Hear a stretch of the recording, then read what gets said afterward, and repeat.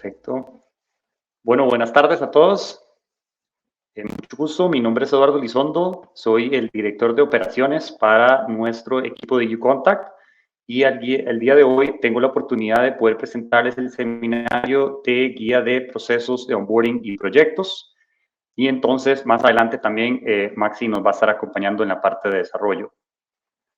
Vamos a ir iniciando. Entonces, la idea de hoy, como les comentaba, es un poco discutir el proceso de onboarding y para eso primero quiero iniciar con los tipos de partners, ¿verdad? A través de la relación con Net2Phone vamos a tener diferentes tipos de partners y ustedes pueden escoger y migrar entre diferentes tipos, ¿verdad? Que ya vamos a ver a continuación. Tenemos tres diferentes tipos de partners que podemos encontrar, ¿verdad? Tenemos los primeros que son los autónomos, prácticamente esos son los partners que manejan los clientes en su totalidad desde el punto de venta, el punto de onboarding, punto de soporte. El involucramiento que nosotros tenemos pues es en realidad bastante limitado. Por supuesto que podemos apoyar cualquier necesidad que tengan, pero ellos pues manejan toda relación, setup y configuración para sus clientes, ¿verdad? También tenemos lo que serían los partners colaborativos. Esto es un partner que lo que se encarga de su enfoque es prácticamente lo que sería la parte de venta y una vez completada la venta nos hace el handoff del cliente para nosotros poder continuar con lo que sería el proceso de onboarding, con el proceso de setup y eventualmente el proceso de soporte, ¿verdad? Entonces, este es un poco más enfocado en la venta para el partner. Nosotros nos enfocamos en la parte de la implementación y el soporte. Y finalmente, pues tenemos los partners híbridos. Como mencionaba, Net2Phone pues es bastante flexible, bastante dinámico en el sentido de cómo nos podemos acoplar a las necesidades de nuestros partners y por eso tenemos este último que es el híbrido, ¿verdad? Este varía mucho lo que sería la comunicación con el cliente y la comunicación con los otros partners o incluso la parte de la configuración en el backend, ¿verdad? Tenemos partners para darles más ejemplos, los cuales ellos hacen la venta y ellos manejan la comunicación directa con el partner. Nosotros somos prácticamente el backend para ellos, ¿verdad? Les configuramos lo que necesitamos y apoyamos en cualquier necesidad técnica, ¿verdad? Hay otros tipos de partners que también trabajamos en conjunto, entonces vamos tanto el partner como nosotros a las reuniones con el cliente para poder apoyar de la misma manera, ¿verdad? Tanto en la parte de setup, en la parte de comunicación e incluso en la parte de soporte, ¿verdad? Con este último tipo de partner que es híbrido, ¿verdad? Aquí lo que es clave es la comunicación entre nosotros para poder entregarle al cliente lo solicitado, ¿verdad? Entonces, nuevamente, la comunicación aquí es clave, ¿verdad? Entonces, para hacer el recap ahí, los tres tipos de partners con los cuales trabajamos, autónomos, colaborativos y, por supuesto, el híbrido, ya que, como menciono, nosotros nos acomodamos a las necesidades de cada partner para poder tener ese partnership, ¿verdad? Una vez que se decidan, ¿verdad? Prácticamente qué tipo de partner pues gustarían ser, ¿verdad? O formar parte de, tenemos que observar el proceso de onboarding. Entonces, el proceso de onboarding, como lo vamos a ver, es la parte que inicia justo cuando termina el proceso de venta. Ya el equipo de venta hizo su trabajo, completa la venta y entonces vamos a dar inicio al proceso de implementación y apoyo al cliente para configurarle su instancia y, como ya he mencionado, pasarlo a lo que sería soporte. Esto que tenemos acá es el flujo prácticamente que, como acabo de mencionar, pasan todos los clientes desde el punto de venta cuando se termina hasta pasar a soporte, ¿verdad? Como ya lo mencioné, dependiendo del tipo de partner, dependiendo de cómo gusten manejar las relaciones con los clientes y con Net2Phone, ¿verdad? Va a variar prácticamente las partes en las cuales cada partner se encuentre o el flujo en el cual vayan a pasar, ¿verdad? El primero, que a mí siempre me gusta dejar esto muy claro, es posiblemente uno de los puntos más importantes o el punto más clave, ya que aquí es donde entendemos o nos comparte el equipo de ventas que tenemos que tener claro por qué el cliente escogió UContact, ¿verdad? ¿Qué problemas le resuelve? Y una parte muy importante que es cuál es esa característica que hace que UContact sea la solución ideal. Otra pregunta también es, ¿qué no hace la plataforma actual del cliente UContact y por eso toma la decisión de que moverse a utilizar UContact, ¿verdad? Todo esto es importante conocerlo porque al final, cuando se le entrega al cliente la solución, estos factores, que son lo que nuevamente determinó que el cliente quisiera comprar UContact, el cliente va a querer ver visualizado, ¿verdad?, en la solución. Entonces, por eso es tan importante que tengamos esto claro desde el inicio para que entonces a través del flujo de onboarding vayamos implementando la solución que el cliente se le vendió, ¿verdad? O la que él envisionó para poder tener para sus clientes, ¿verdad? Compartiendo buenas prácticas, que son prácticamente cosas que siempre nosotros hacemos internamente para ser exitosos en la implementación de cada cliente, pues una de esas es lo que llamamos el pre-kickoff, ¿verdad? Nosotros nos reunimos con el departamento de ventas o el equipo de ventas o quien estuvo involucrado en la venta para poder conocer cuáles son esas necesidades del cliente, qué fue lo que más le gustó de UContact, qué es lo que está buscando, todas esas preguntas que acabo de hacer, ¿verdad? Para nosotros poder tener claro. Y más también poder conocer al cliente, cuál es su industria, qué es lo que hace, la cantidad de agentes, si es voz, ¿verdad? Si es correo, web chat, llegar a conocer al cliente como lo hizo el equipo de ventas, ¿verdad? Cuando estaba tratando, negociando con el cliente. Esto es muy importante porque cuando entonces ya llega el equipo de onboarding a reunirse con el cliente por primera vez, y eso es el siguiente paso, ¿verdad? Entonces ahí lo que podemos hacer es tener o que el cliente vea que nosotros hicimos ese pasaje con ventas y que ellos puedan ver que nosotros sabemos o tenemos la información que ellos habían compartido, ¿verdad? En ocasiones, anteriormente pasaba que llegábamos donde el cliente, o hemos visto que pasa, donde el cliente le hacemos ciertas preguntas de su negocio o de sus campañas o de por qué escogió UContact y el cliente pues viene y dice, mira, ya eso se lo había brindado al equipo de ventas, ¿verdad? Entonces, crea ese un poco de malestar con el cliente, es la primera vez que interactuamos, que asegurarnos de que seamos lo más exitosos posible en esta primera interacción y que se vea que hay esa conexión entre el equipo de venta y el equipo de onboarding, ¿verdad? Y también, pues, tenemos lo que llamamos el pasaje formal con el cliente. Esto es una corta reunión que incluso se puede hacer en el kickoff, que ya, pues, más adelante vamos a verlo, ¿verdad? Que es que incluso el equipo de venta se une a una reunión con el equipo de onboarding y el cliente o el partner, y entonces así que hacemos esa transición. Señor cliente, muchísimas gracias por el tiempo, muchísimas gracias por confiar en UContact, en Net2Phone, en el partner, ¿verdad? Aquí están nuestros compañeros de onboarding que van a continuar con el proceso, ¿verdad? Entonces se hace ese handoff o transferencia, digámoslo, asistida, como podemos conocerle, ¿verdad? Entonces también importante esa parte, ¿verdad? Para tener muy en claro. Continuando con la documentación, el primer paso, como mencioné, este es posiblemente el primer paso o el paso más importante que hay que hacer y completar de la mejor manera. Nosotros tenemos lo que llamamos una checklist comercial, que esto nos ayuda a poder ir recolectando toda la información que necesitamos para poder implementarle al cliente su solución, ¿verdad? Va desde algo tan simple como si el cliente trae su troncal, la cantidad de asientos, hasta cosas un poco más profundas como los tipos de marcador que busca, soluciones en IVRs, bots, web chat, WhatsApp, lo que sea, ¿verdad? Prácticamente. Esta checklist la trae desde el equipo comercial. El equipo comercial se encarga de iniciar esta checklist, llenar cierta información básica para que onboarding pueda conocer la información y cuando queramos reunirnos con el cliente en ese kickoff, que nuevamente ya lo vamos a visualizar, podamos contener esa información o poder saber un poco más del cliente, ¿verdad? Como ya lo menciono, vamos a pasar a la parte del kickoff. Esto es donde es la primera interacción que va a manejar ya solo el equipo de onboarding con el cliente. En esta oportunidad profundizamos esta checklist comercial, ¿verdad? A cualquier partner que esté interesado podemos compartírsela e incluso a los partners que quieran ser autónomos podemos darles el training para que puedan llevar a cabo sus sesiones por sí mismos, ¿verdad? La necesidad de alguien de onboarding en el equipo de UContact. Pero como mencionaba, esta primera reunión profundizamos en esa checklist para poder tener todo lo necesario para poder configurar la instancia y hacer esos primeros pasos hacia probar las eventuales soluciones que le vayamos a dar al cliente, ¿verdad?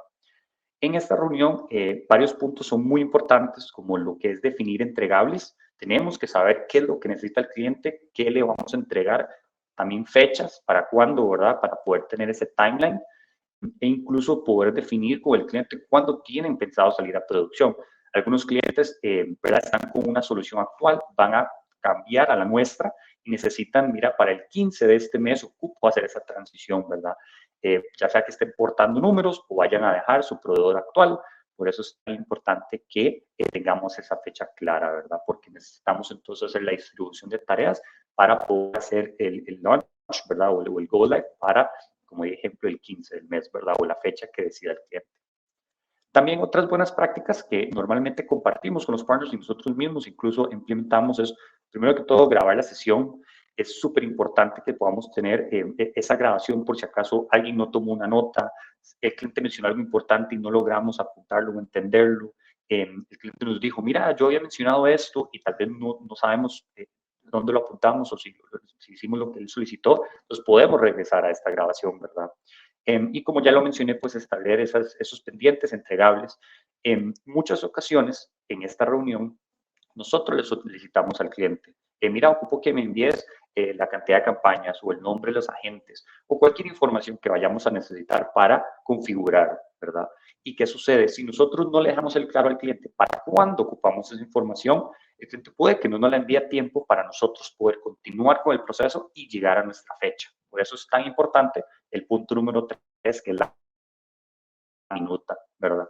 Es algo muy básico, suena muy básico, pero es tan importante porque entonces así dejamos en claro las fechas, los entregables y qué es lo que necesitamos para poder configurar todo para salir a producción en la fecha solicitada por el cliente, ¿verdad? Entonces, por eso nuevamente es tan importante grabar la sesión, definir entregables, definir fechas y enviar una minuta para poder brindar ese seguimiento, ¿verdad? Este primer contacto, que también, como le mencionaba, es muy importante, el cliente puede sentirse un poco overwhelmed, ¿verdad? O con mucha información porque necesitamos, ¿verdad? Nosotros lo que sugerimos es pedir cierta información mínima para poder crear la instancia, que ya es el siguiente paso que vamos a ver, y poder dar inicio a la parte de configuración y enviar lo que necesitamos a más profundidad por correo o incluso agendar una segunda sesión, ¿verdad? Esta primera sesión tenemos que asegurarnos de poder generar esa relación con el cliente, como lo venía haciendo el equipo de ventas, y conseguir lo mínimo requerido para poder iniciar el proceso más adelante de la instancia, que es justamente la tercera parte. Aquí sí me gustaría aclarar, esta es posiblemente la única fase en la cual nosotros nos vemos involucrados con los partners que son autónomos, como lo vimos al inicio, ya que, como mencionaba, los partners autónomos, ¿verdad?, generan prácticamente todo desde venta a onboarding a soporte, ¿verdad? Nosotros aquí brindamos nuestra ayuda para poder crear la instancia, ¿verdad? Detalles básicos, como lo mencioné anteriormente, como el nombre, ¿verdad?, que quieren que tenga la instancia, nombre del cliente, .ucontactcloud.com, ¿verdad? Normalmente lo que usamos, o cualquier otro nombre que gusten tener, ¿verdad? Aquí también preguntamos la cantidad de licencias para poder registrarnos en el sistema, ¿verdad? Al igual que en el caso de que el partner tenga un equipo técnico que requiere información para registrarse en la consola o poder ingresar a la base de datos, ¿verdad? Ya cosas un poco más técnicas para la implementación, nosotros también podemos guiarlos en esa parte, ¿verdad? Esta parte de la instancia es una parte muy rápida, es crear la instancia, eso se dura un día, agregar las licencias se dura ese mismo día, una parte muy rápida del proceso, pero nos gusta hacer este llamado especial para que entiendan cuál es esa parte que nosotros nos enfocamos mucho con lo que sería los partners autónomos y los partners obviamente híbridos, ¿verdad? Pasando ya a la parte que había hablado de configurar, esta es una que tal vez es la que más toma su tiempo. Ya en esta, cuando tenemos toda la información del cliente, ¿verdad? Ya nos ha informado suficiente de lo que necesitamos, podemos llegar a configurar, ¿verdad? Los agentes, las campañas, los marcadores que necesiten, cómo es su formulario de calidad, ¿verdad? Si tienen alguna omnicanalidad, quieren WhatsApp, quieren web chat, quieren texto, ¿verdad? Quieren correo, prácticamente todo lo que el cliente desee con sus IDRs. Aquí venimos a hacer toda esa configuración, ¿verdad? Entonces aquí es claro, por eso lo había dicho desde el inicio, en el primer paso, ¿verdad? La parte de encontrar la información, que tenemos que tener todo esto. Y si el cliente, que pasa, hay veces, no nos logra enviar toda la información a tiempo, y necesitamos dar ese seguimiento, ¿verdad? Cada día, cada 2 días, enviar un correo, incluso contactar a nuestros compañeros de ventas para que nos ayuden a hacer el push, ¿verdad? Porque en el caso de que el cliente no envíe toda la información que necesitamos, esto va a llegar a atrasar, obviamente, el proceso y la fecha de entrega, ¿verdad? Con todo esto, un punto muy importante que quiero aclarar, el punto el cliente va a llegar a necesitar lo que sea algún nivel más complejo, algo más profundo, ¿verdad? Con varios niveles, con diferentes respuestas, con una acción después de una cierta respuesta por un cliente. Entonces, vamos a poder necesitar el apoyo de desarrollo para que nos puedan brindar solución. Como mencionaba, nuestro compañero Maximiliano nos va a...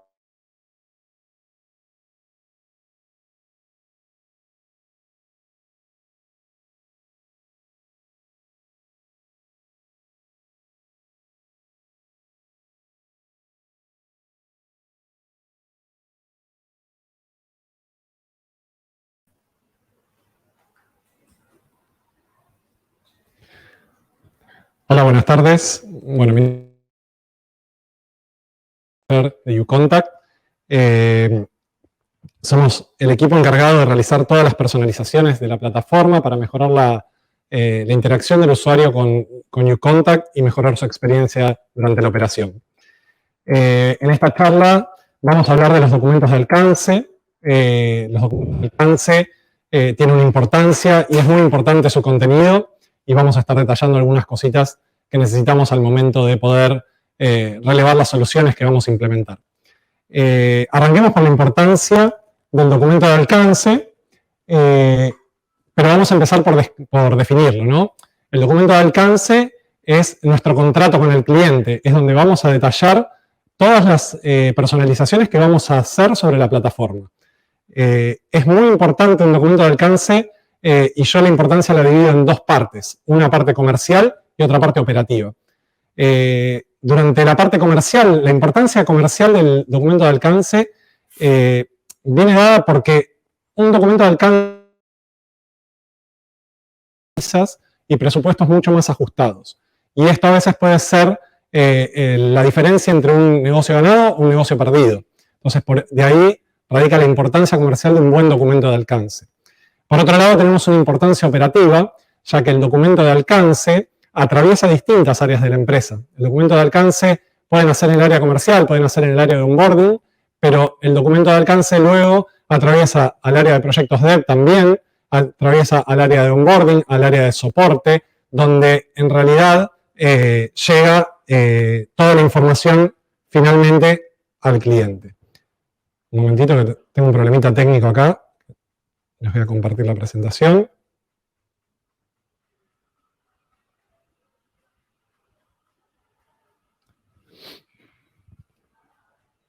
Bien. Entonces, continuando un poquito con lo que veníamos hablando, les decía esta importancia de arrancar con un documento de alcance muy bien detallado, ¿no? Entonces, el contenido realmente puede variar de un documento de alcance a otro y vamos a definir algunas cuestiones importantes, ¿no? Algunas secciones que tienen que tener los documentos de alcance que nos permiten tener un poquito más de claridad a la hora de relevar una funcionalidad.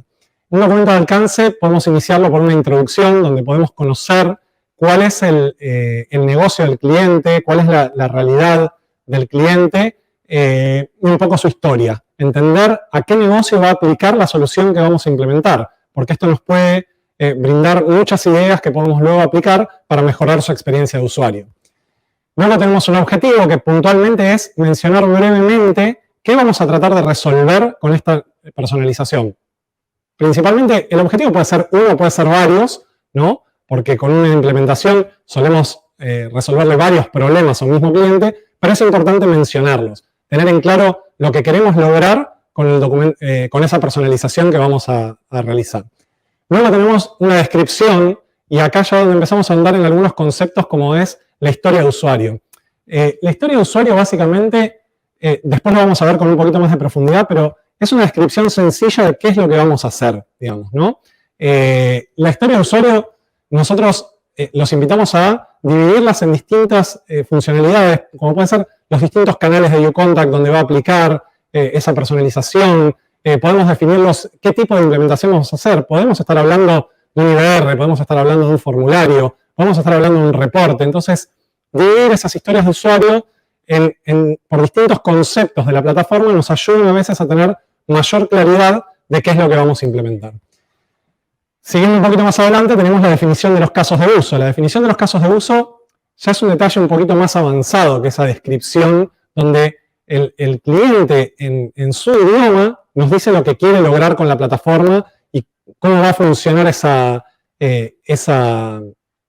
personalización, ¿no? Entonces ahí tenemos que tener una sección donde definimos los casos de uso que se desprenden de todas esas historias de usuario.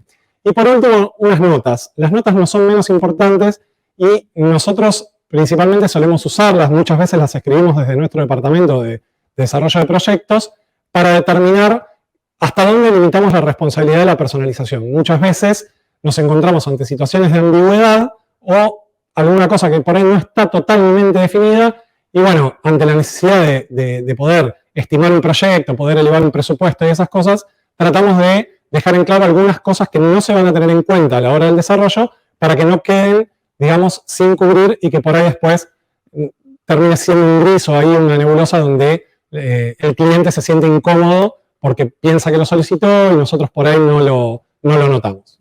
Bueno, siguiendo un poquito más adelante, yo les mencionaba las historias de usuario y los casos de uso, ¿no? Y la verdad es que en muchos casos se confunden los conceptos y son cosas bien distintas, ¿no? Entonces vamos a hablar un poquito de ambas, ¿no? ¿Qué es una historia de usuario para nosotros? Una historia de usuario básicamente es la representación de un requisito escrito, ¿no? Una historia de usuario indica lo que debemos construir, ¿no? Cómo el usuario imagina que debe funcionar la plataforma en su operatoria, ¿no? Y lo más importante es que no necesitamos que esto cumpla con un requisito de estructura ni nada. La historia de usuario es algo libre, que en realidad la organización se la tenemos que dar nosotros porque eso nos permite enfocar un poquito la solución después, ¿no? Si nosotros damos organización en las historias de usuario, probablemente quien reciba toda esta información va a encontrar una claridad y va a tender a deducir menos cosas y va a tender a interpretar mejor lo que le estamos pidiendo. Bien, yendo al caso de uso, el caso de uso, podríamos decirse que una historia de usuario probablemente contenga uno o varios casos de uso, podríamos decirlo de esa manera. Los casos de uso básicamente son una descripción de las acciones que se van a tomar y es la interacción entre los distintos actores que participan en la plataforma. Los distintos actores pueden ser un usuario y la plataforma, puede ser la persona que llama y la plataforma, puede ser la plataforma y una API externa de un proveedor o de un CRM, ¿no? Entonces, los actores son muy diversos, no necesariamente son personas, pueden ser plataformas, pueden ser APIs, pueden ser distinto tipo de cosas. Básicamente, lo que describen es cómo debe interactuar cada actor de este caso de uso con la plataforma y cuál es la reacción que debe tener uno con el otro, ¿no? Para resumirlo entonces, el caso de uso debe describir qué debe hacer el sistema a desarrollar en su interacción entre los actores. Vamos un poquito a la estructura de un caso de uso. Si bien los casos de uso pueden describirse de distintas formas, no necesariamente tiene que ser esto una estructura estática, esto es una ejemplificación de algunas cuestiones que nos permiten identificar un caso de uso con determinada claridad y poder interpretarlo. Entonces, en principio, obviamente, vamos a tener un título, una breve descripción de qué se trata el caso de uso, ¿no? Después, más adelante, vamos a ver un ejemplo con una situación muy sencilla que se nos produce a diario, como para que puedan entenderlo un poquito mejor. Entonces, tenemos una breve descripción del caso de uso, tenemos los actores que van a participar de este caso de uso, que puede ser el usuario, una plataforma, una API REST de un sistema externo, ¿no? Tenemos un escenario, que es en qué contexto se va a producir este caso de uso. Por ejemplo, un contexto puede ser una llamada entrante, un contexto puede ser que un usuario abre un formulario dentro de uContact. Tenemos un disparador, que muchas veces puede coincidir con el contexto o con el escenario, pero no necesariamente va a coincidir. Por ejemplo, yo puedo estar en el contexto de una llamada entrante, pero el caso de uso se ejecuta cuando el usuario selecciona una opción del IBR, por ejemplo, ¿no? Entonces, es una gran diferencia ahí entre lo que es el escenario en el que se produce el caso de uso y el contexto en el que se produce, el disparador, digamos, ¿no? Bueno, las acciones básicamente es cómo va a procesar, digamos, o qué acción va a ejecutar el actor, ¿no? O uno de los actores o los actores a partir de ese disparador. ¿Qué tengo que hacer, digamos, ¿no? Y a partir del que tengo que hacer surgen un montón de cosas, ¿no? Y quizás una de las más importantes y las que a veces menos se describen, porque a veces hasta se dan por sentado, ¿no? Por obvias, son las excepciones. Nosotros le llamamos el ¿qué pasa si? ¿No? El ¿qué pasa si? Significa, bueno, no todo es un camino feliz, digamos. O sea, yo planteo una solución, pienso que todo va a seguir un camino, ¿no? Y resulta que, bueno, en el camino me encuentro con que una API no responde, con que el usuario, yo le pedí que me seleccionara una opción y no la selecciona, o el usuario me ingresa en una casilla de texto una letra donde yo esperaba un número. Bueno, excepciones, un montón de cuestiones que pueden pasar en la interacción de los distintos actores, ¿no? Y que tenemos que describir cómo el caso de uso debe comportarse una vez que se produce esa excepción. Y por último, las validaciones, que son todas las restricciones que yo voy a tener que tener en cuenta a la hora de resolver ese caso de uso. Muchas veces las validaciones terminan por resolverse dentro de las excepciones, ¿no? Eso lo vamos a ver en un ratito en el ejemplo. Entonces, un poco para ir a un ejemplo ya, digamos, práctico, vamos a mencionar una historia de usuario, ¿no? En esta historia de usuario tenemos un cliente que lo que quiere hacer es que su cliente, digamos, en este caso la persona que llama a su contact center, ingrese su número de cliente de alguna manera para poder identificar si es un cliente o no y mandarlo a una campaña o a otra. Una acción sencilla, simple, se nos da casi a menudo, casi todos los días tenemos un caso de uso o una historia de usuario, perdón, porque estamos hablando de las historias de usuario de este estilo. Entonces, la historia de usuario es, el usuario desea validar si el cliente se encuentra registrado en su CRM para definir si lo vamos a enviar a la campaña nuevos clientes o clientes existentes. Y ahora vamos un poco al caso de uso, ¿no?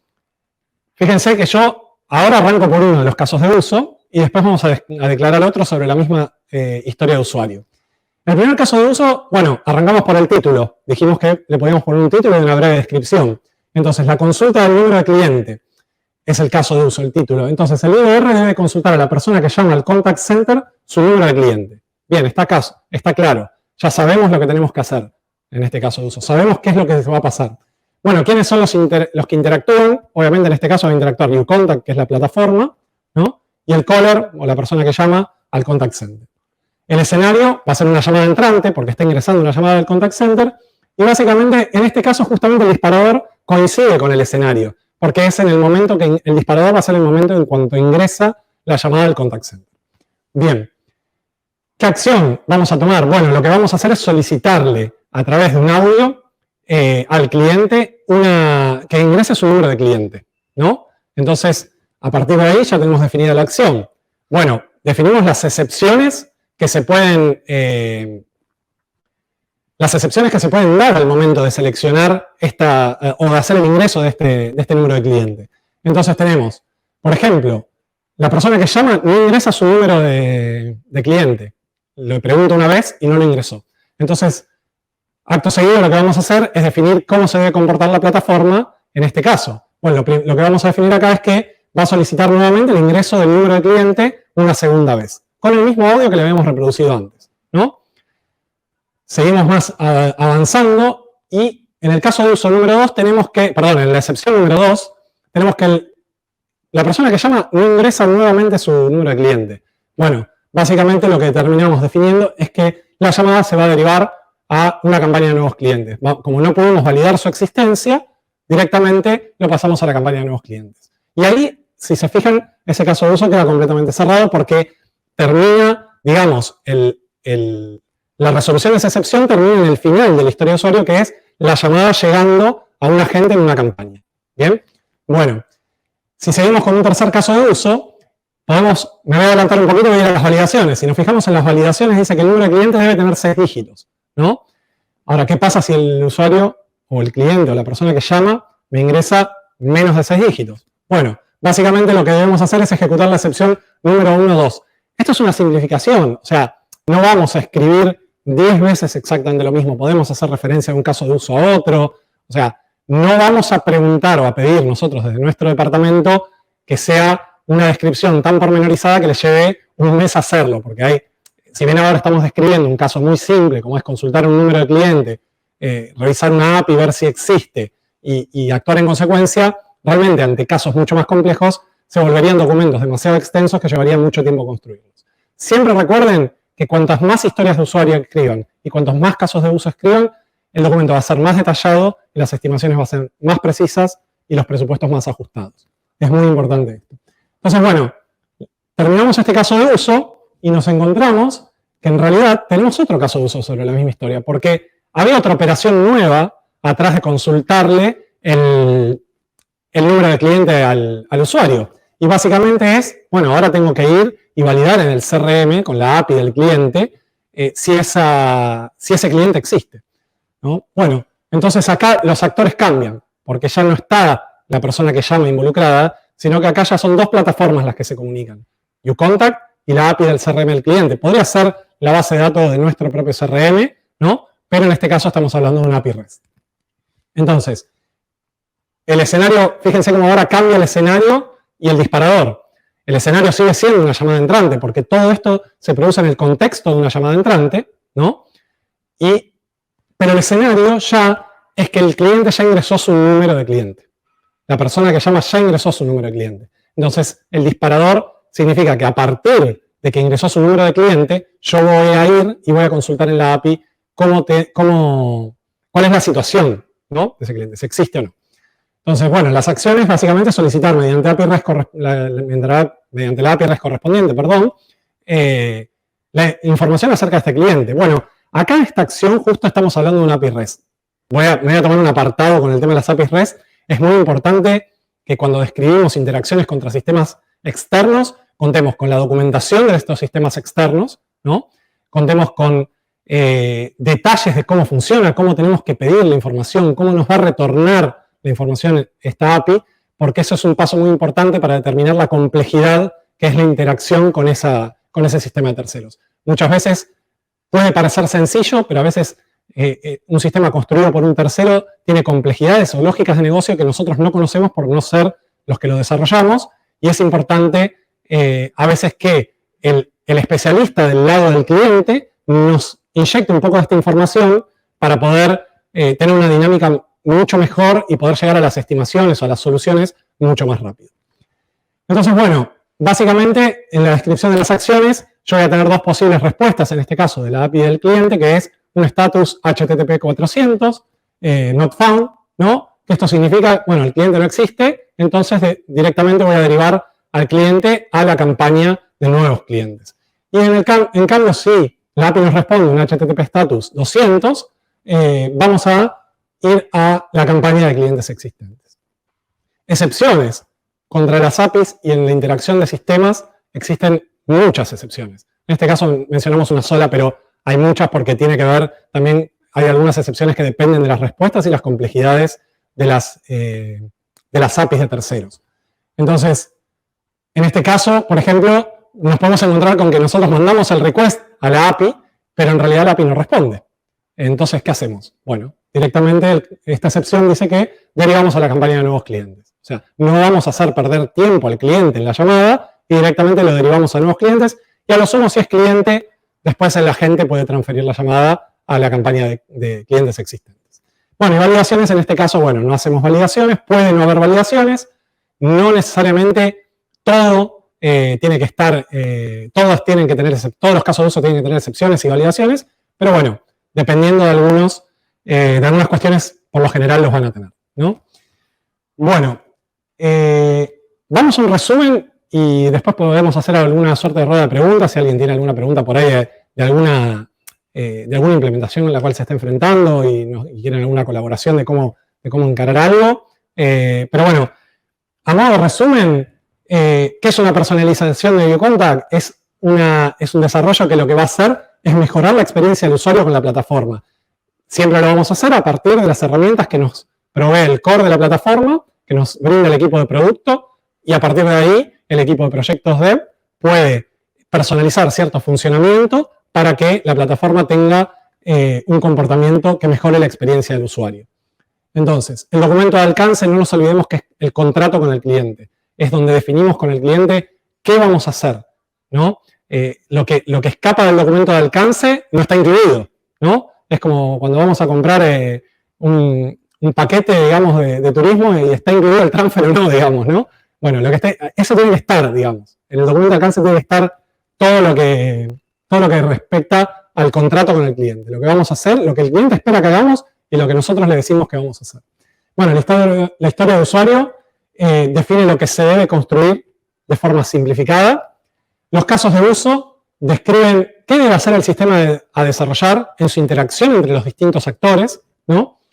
Y después, no nos olvidemos, las historias de usuario son requisitos en lenguaje simple y los casos de uso es la descripción de las interacciones. Para finalizar, esto es muy gráfico, las historias de usuario tienen mucho menos detalle que un caso de uso y un caso de uso tiene muchísimo más especificación que una historia de usuario.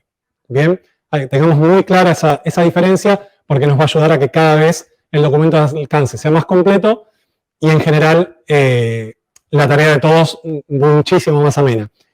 Algunas cuestiones de las historias de usuario, por ejemplo, que yo quería mencionarles es tenemos que escribir tantas historias de usuario como nos vengan a la mente. No nos ahorremos ninguna. Hay muchas cosas de las conversaciones que tenemos con nuestros clientes que quedan en nuestros oídos, ¿no? Uno tiene reuniones a veces de 2, 3 horas con un cliente y cuando va a escribir las historias de usuario escribe 4 o 5 y seguro se perdieron un montón. Lo mencionaba Eduardo recién en el proceso de onboarding, la importancia de quizás grabar esa sesión, volver a escucharla y poder escribir todavía más historias de usuario, ¿no? Una cuestión muy importante, digamos, ¿no? Entonces, y después, a partir de los casos de uso, volvemos, el formato en el que se escriben los casos de uso no es único, ¿no? Acá describimos uno. La idea es que se lleven este ejemplo, digamos, para que los apoye a desarrollar incluso hasta un propio método que les facilite la escritura de estos documentos de alcance. Bien, bueno, vamos a una rueda de preguntas si quieren. Yo les agradezco mucho por la atención y bueno, me comentan si hay alguna pregunta.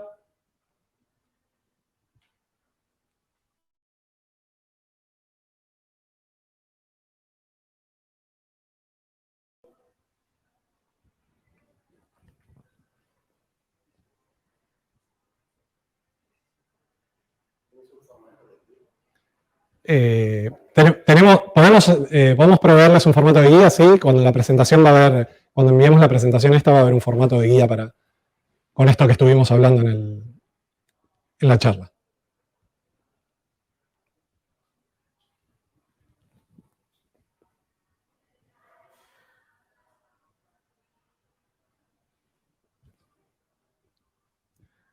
Bueno, muchas gracias por las felicitaciones por la charla.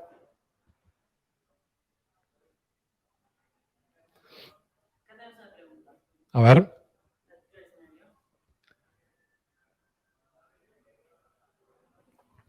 Bien,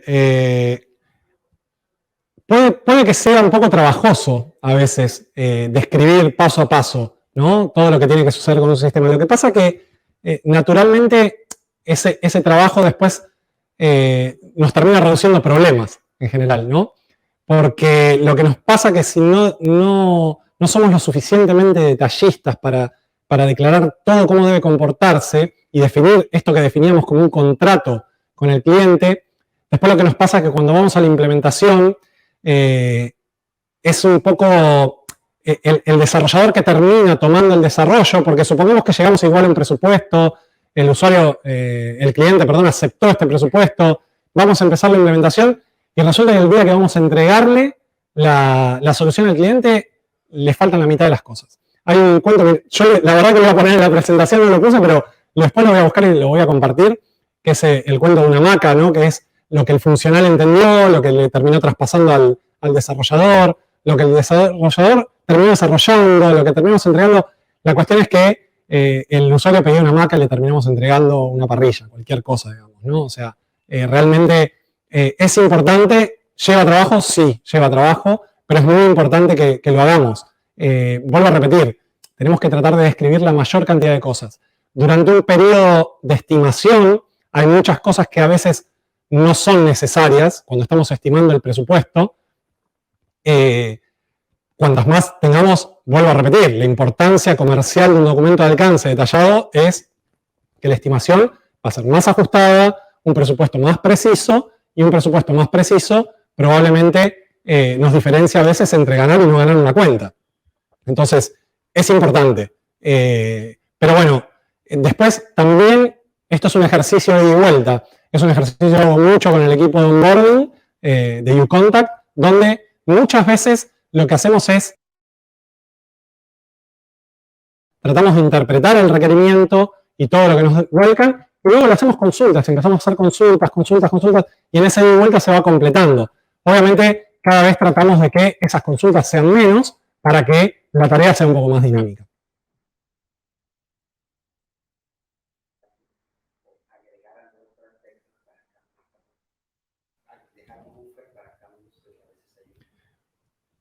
Bien. Acá Mauricio, que está presente, acá en la sala, nos pregunta, bueno, la posibilidad de dejar algunas horas extras para futuros cambios. Bueno, eso se puede llegar a hacer a nivel comercial, entiendo, ¿no? Nosotros vamos hasta la que dice la definición y por ahí establecer un buffer ahí de horas a nivel comercial, pero bueno, eso ya lo definen a nivel comercial. Nosotros desde el área de proyectos dev tratamos de basarnos estrictamente en la documentación porque es lo que finalmente vamos a terminar de hacer, ¿no? Después dice, ¿qué experiencias tienen en cómo equilibrar El tiempo de estas sesiones? ¿Algunos tips? Bueno, esto principalmente lo trabaja fuertemente el equipo de onboarding, este tipo de reuniones de relevamiento. Yo si te tuviera que dar unos tips de mi experiencia personal,